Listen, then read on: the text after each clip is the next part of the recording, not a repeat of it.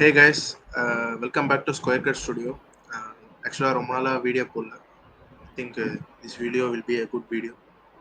S, இந்த video என்ன பற்றி பார்க்க போகிறோம்னா ஜஸ்ட் ஒரு கவர் அப் மாதிரி லாஸ்ட் வீக் என்ன கிரிக்கெட் நியூஸ் ஓவராலாக என்ன குளோபல் லெவலில் நடந்துக்கிட்டு இருக்கு அப்படின்றத பற்றி ஒரு ஓவர் வியூ மாதிரி பார்க்க போகிறோம். ஸோ ஸ்ட்ரைட்டாகவே வீடியோக்குள்ளே போயிடலான்னு நினைக்கிறேன். வீடியோக்குள்ளே போகிறதுக்கு முன்னாடி இந்த வீடியோக்குள்ளே ஒரு 5 செக்மெண்ட்ஸ் இருக்குது. 5 செக்மெண்ட்ஸை ஒரு செக்மெண்ட்டாக நம்ம பார்க்க போகிறோம். எஸ், நான் வீடியோவோட ஃபர்ஸ்ட் செக்மெண்ட்க்கு போயிடலாம்னு நினைக்கிறேன்.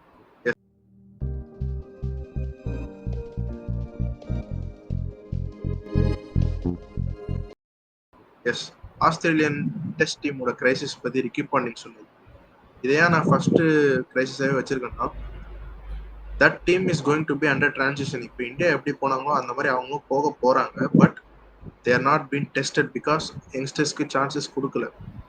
இந்த பேஸ் அந்த குவார்டராக இருக்கட்டும், அந்த ஒரு பேட்டிங், அந்த ஒரு மிடில் ஆர்டராக இருக்கட்டும், அவங்க இன்னுமே டெஸ்ட் செய்யப்படலை. எக்ஸாக்ட்லி நம்ம பிளேயர்ஸ் நேம் பண்ணி சொல்லணும்னா நேத்தன் மிக்ஸ்வினி அண்ட் சாம் கான்ஸ்டர்ஸ் தவிர வேறு யாருக்குமே அவங்க சான்ஸ் தரல. சேம் அந்த உஸ்மான் குவாஜா, மானஸ் லபிஷன் காம்போட தான் போயிட்டு இருக்காங்க. And Steve Smith is no longer younger person. ஒரு யங்கர் கிரிக்கெட்டர் கிடையாது. இனிமேல் அவருமே ஏஜ் ஆக போறாரு. ஸோ ஒரு மாதிரி ஒரு மிஸ் ஹேண்ட்லிங்காக போயிட்டு இருக்கு. இதுக்கு ரிக்கி பாண்டிங் என்ன சொன்னார்ன்றது தான் பார்க்க போகிறோம். அவர் வந்து ஒரு ஜென்ரேஷனல் கிரைசிஸ்ன்ற டேர்ம் யூஸ் பண்ணிட்டு இருந்தாரு. ஏன்னா November 20 it's going to B huge summer for them. Ashes தான் அவங்க, அதுக்கு தான் அவங்க டெஸ்ட் கிரிக்கெட்டே ஆடிட்டு இருக்காங்க. ஸோ ஒரு 5 to 6 சீனியர் பிளேயர்ஸ் ஒரே டைமில் போனால் ரீப்ளேஸ்மெண்ட் கஷ்டமாக இருக்கும், ட்ரான்சிஷனும் ரொம்ப கஷ்டமாக இருக்கும். So I think they have to find a good quartet of fast bowlers and also the middle order, Steve Smith and Labuschagne. Because Labuschagne பெரிய ஃபார்ம்ல இல்ல. He's been on a very big drought. ரொம்ப நாளாவே white ball and red ball. So இதை பற்றி நீ என்ன நினைக்கிற?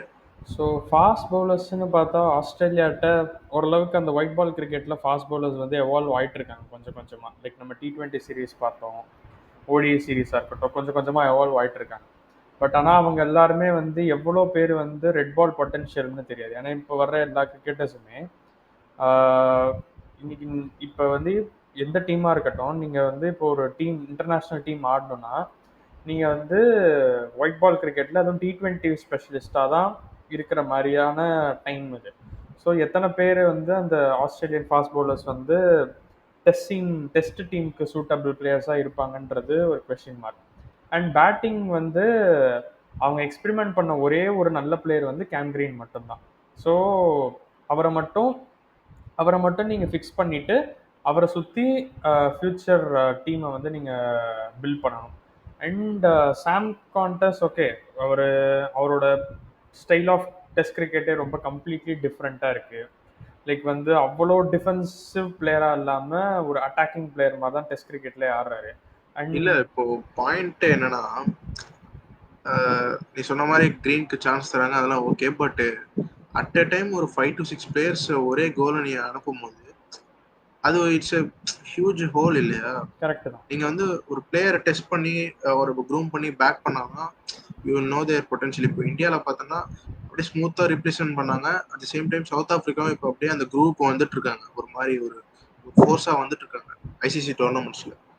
So I fear Australia must go under transition. இல்லைனா அந்த ஒரு 2018 அப்புறம் அந்த டைம் 2019 அந்த ஒரு காமான ஒரு ஃபேஸ் இருந்துச்சு, சைலண்டான ஃபேஸ், அந்த மாதிரி போயிடுவாங்கன்னு தோணும். இன்ஃபேக்ட் இப்போ லாஸ்ட் சீரீஸில் டோட் மோர்ஃபின்னு சொல்லிட்டு ஒரு ஆஃப் ஸ்பின்னர் வந்தான். இப்போ வந்து அந்த பிளேயர், அந்த மாதிரி பிளேயர்ஸ்க்கெலாம் சான்ஸ் தரலாம். பட் இன்னும் they are still sticking with Nathan Lyon. So அந்த மாதிரி பிளேயர்ஸ்க்கெல்லாம் வந்து சான்ஸ் கொடுத்தாங்கன்னா தான் அவங்களுக்கு தெரியும் after Nathan Lyon who is going to be that lead spinner for Australian test. Exactly இந்த பாயிண்ட் தான் நான் சொல்லணும். அந்த 4 பேசர்ஸ் அந்த ஒரு ஸ்பின்னர் மட்டுமே நம்பி, முர்ஃபியா இருக்கட்டும், ஒரு குன்னேமானா இருக்கட்டும், நிறைய பேர் டெஸ்ட் செய்யலைன்றது தான் எனக்கு இதுதான் இருக்கு. Yeah, that's the whole point of this story. Yes, இந்த சீரீஸ்ல நெக்ஸ்ட் அப்கமிங் டெஸ்ட் சீரீஸ்லேருந்து அவங்க ஸ்டார்ட் பண்ணாதான் அடுத்த WTC சைக்கிளுக்குள்ள அவங்க இந்த ட்ராஃபி வின் பண்ணுவாங்களா அதெல்லாம் நம்ம தள்ளி வச்சுட்டா அடுத்த ஐசிசி டெஸ்ட் சாம்பியன்ஷிப்புக்குள்ள அவங்களால ஓரளவுக்கு டீசெண்டான டீமே பில்ட் பண்ண முடியும் in test cricket.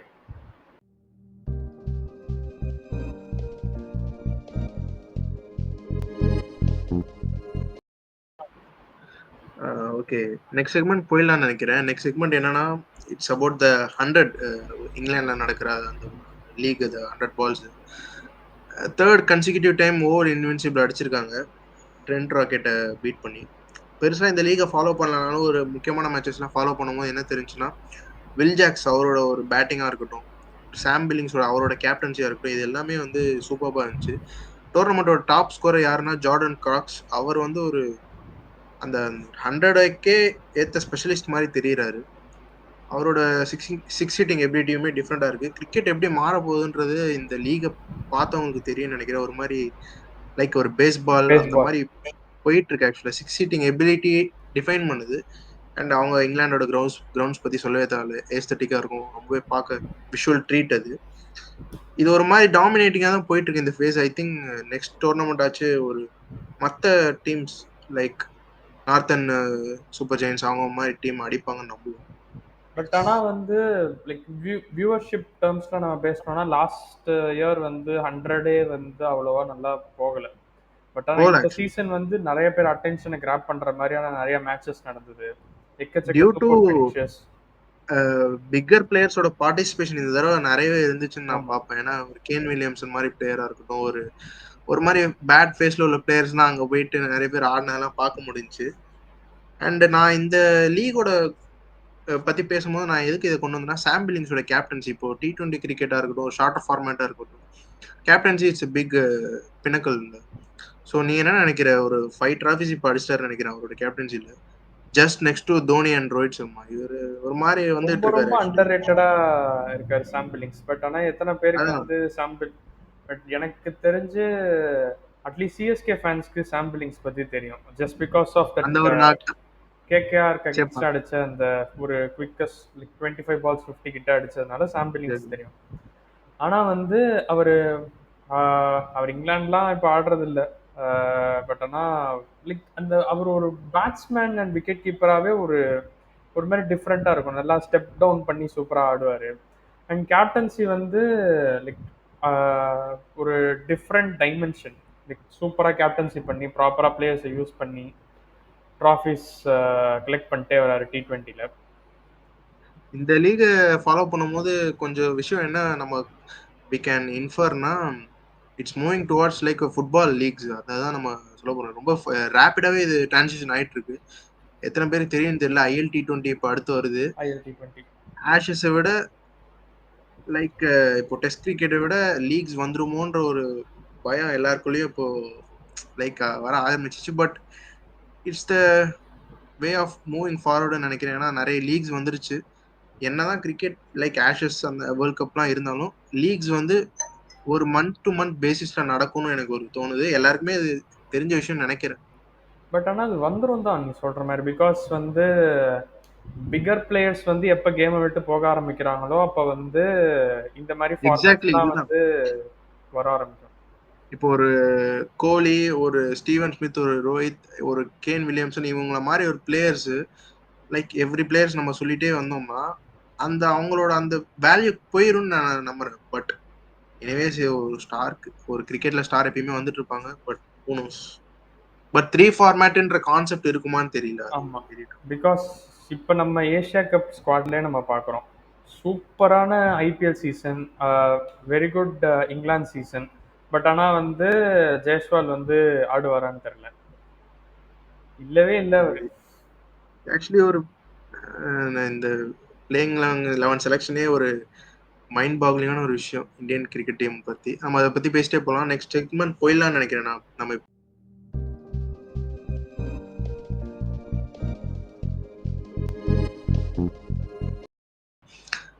Ashwin retires from IPL. இதை பற்றி ஆக்சுவலாக தனி வீடியோ போகலான்னு இருந்தோம். பட் யா, அவர் இந்த வீக்கோட ஒரு one of the biggest news இது. 221 matches, 187 wickets, economy of 7.2, 5th in all-time IPL history. CSK, DC, Kings 11 and RR, SPBKs. 2-time IPL அடிச்சிருக்காரு. இவரை பற்றி சொல்லவே வேணாம். பட் எண்டிங் நினச்ச மாதிரி இல்லை. But undoubtedly an IPL certified legend. அவர் ஆக்சுவலாக சிஎஸ்கேக்கு வந்தது ஆக்சுவலாக நிறைய சிஎஸ்கே ஃபேன்ஸ் செம்ம ஹாப்பியாக இருந்திருப்பாங்க. அவரும் ரொம்ப ஹாப்பியாக இருந்திருப்பார். பட் ஆனால் பர்ஃபார்மன்ஸ் வைஸும் அந்த சீசன் ஓவரால் டீமுக்கு போன இதுலேயுமே வந்து மேபி அவர் கொஞ்சம் டிசப்பாயிண்ட் ஆயிருக்கலாம். பட் ஆனால் அவருக்கு இன்னுமே அந்த மாதிரி ஒரு லெஜெண்ட்க்கு வந்து இன்னுமே ஒரு நல்ல டோர்னமெண்ட் நல்ல சீசனாக அமைஞ்சிருந்தா இன்னும் பெட்டராக இருந்திருக்கும். பட் நெவர்தலெஸ் இதுக்கப்புறம் அவர் ஆக்ஷன் போனால் கூட எத்தனை டீம்ஸ் அவர் மேலே இன்ட்ரெஸ்டடாக இருப்பாங்கன்றது கொஷின் மார்க்காக தான் இருந்தது. நிறைய ட்ரேட் ரூமர்ஸ் வந்து அவரை சுற்றி இருந்தது. ஸோ அட்லீஸ்ட் வந்து அவர் எங்கே ஸ்டார்ட் பண்ணாரோ அங்கேயே அட்லீஸ்ட் அவரோட ஐபிஎல் கரியரை ஃபினிஷ் பண்ணிட்டாரு. ஸோ அவர் அடுத்து எம்எல்சி லீக், சிபிஎல் இதெல்லாம் அவர் ஆட போறாரு.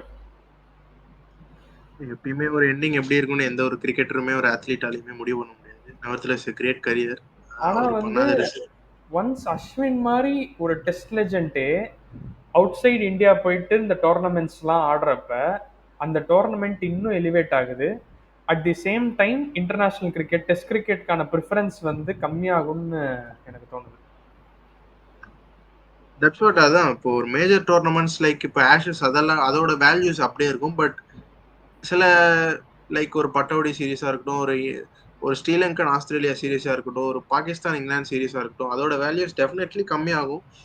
இதை பற்றி இன்னும் பேசணும்னா இந்த வீடியோவை பற்றி நாங்கள் சொல்லும் போதே நாங்கள் it's towards moving like footballing world. இது இந்த மாதிரி லீக்ஸ் நடக்க லைக் அங்கே ஒரு எப்படி கிளப் வேர்ல்ட் கப் நடக்குமோ, ஒரு ஃபிஃபாவில் எப்படி அந்த மாதிரி யூசிஎல் அந்த மாதிரி நடக்குதோ, அந்த மாதிரி கிரிக்கெட்லேயுமே ஒரு லைக் ரேரிட்டி ஆயிடுமோன்னு தோணுது. லைக் நேஷனாலிட்டிக்காக வேர்ல்ட் கப் அந்த மாதிரி ஒரு சில ட்ராஃபிஸ் மட்டும் தான் இருக்கும், மற்றபடி லீக்ஸ் இருக்குமோன்னு ஒரு கொஷின் வருது. இது ஃபியூச்சரில் நம்ம அதுக்கு ஒரு தனியாக வீடியோவே பண்ணுவோம். நெக்ஸ்ட் செக்மெண்ட் போயிடலாம்னு நினைக்கிறேன்.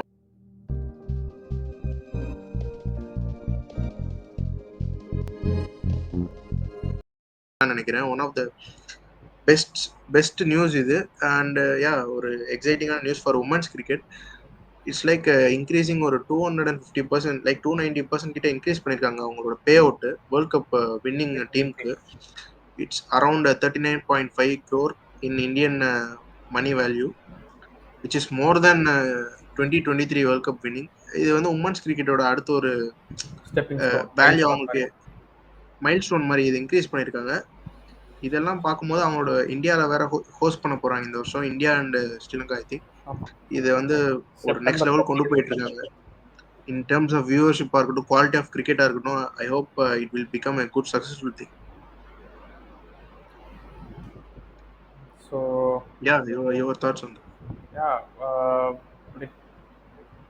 லைக் ஃபியூ இயர்ஸாகவே வந்து இந்த WPL ஸ்டார்ட் ஆனதுல இருந்து இருக்கட்டும், அதுலேருந்து இந்தியாவில் வந்து இந்த விமென்ஸ் இந்தியன் கிரிக்கெட் டீம் வந்து நிறையா ஃபாலோ பண்ண ஆரம்பிச்சிட்டாங்க நிறையா பேர். அண்ட் இந்த மாதிரி வந்து அது ஒரு பெரிய ஐசிசி டோர்னமெண்ட்டில் வின்னிங் டீமுக்கு ப்ரைஸ் இன்க்ரீஸ் பண்ணுறாங்க அப்படின்றது இன்னும் இந்த மாதிரி அப்கமிங் ஜென்ரேஷன் பிளேயர்ஸை வந்து ஆக்சுவலாக இன்னும் மோட்டிவேட் பண்ணும். நிறைய பிளேயர்ஸ் வருவாங்க. அண்ட் விமன் கிரிக்கெட் ஸ்பெசிஃபிக்காக வந்து இன்னும் டெவலப் ஆக தான் செய்ய போகுது கண்டிப்பாக. எக்ஸாக்ட்லி. அது இன்னும் ஆக்சுவலா ஒரு ஓடிஐ வேர்ல்ட் கப் பார்க்குறோம், ஒரு T20 வேர்ல்ட் கப் பார்க்குற மாதிரி அதுவும் செம்ம எக்ஸைட்டிங்காக இருக்கும். லைக் செம்ம த்ரில்லிங்காக எடுத்துகிட்டு போவாங்க. லாஸ்ட் பால் ஃபினிஷஸ் மாதிரிலாம் சூப்பராக இருக்கும் எல்லா மேட்சஸும். அதுதான் இப்போ இந்த WPL வந்ததுக்கப்புறம் இது ஒரு கேம் சேஞ்சராக இருந்திருக்கு உமன் அத்லீட்ஸ்க்கு. எக்ஸாக்ட்லி பார்த்தோம்னா, ஏன்னா இது ஒரு ஸ்டேக் அதிகமாக ஒரு குளோபல் ரெக்கக்னிஷனும் அதிகமாகும். இப்போ நம்ம WTCலே பார்த்தோம், அது ஒரு neutral match, but it got a global recognition.